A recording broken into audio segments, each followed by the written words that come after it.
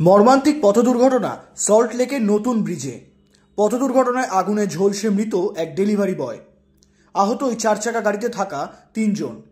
আহতদের স্থানীয় হাসপাতালে চিকিৎসার জন্য নিয়ে যাওয়া হয়েছে। পুলিশ সূত্রে খবর, কেষ্টপুরের দিক থেকে একটি 4 চাকা গাড়ি সল্ট লেকে ঢুকছিল। অন্যদিকে আরও একটি 4 চাকা গাড়ি সল্ট লেকে ওই নতুন ব্রিজ সিগন্যাল থেকে ইস্ট থানার দিকে যাওয়ার সময় ওই দুটি গাড়ির মধ্যে ধাক্কা লাগে।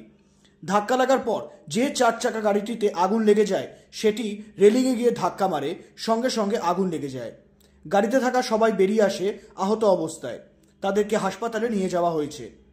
পুলিশ সূত্রে খবর, ওই দুর্ঘটনার সময় এক ডেলিভারি বয় সাইকেল নিয়ে ওই দুর্ঘটনার মধ্যেই পড়ে যায়।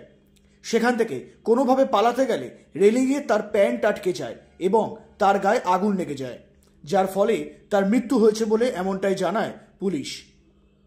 ব্যুরো রিপোর্ট, নজরে বাংলা।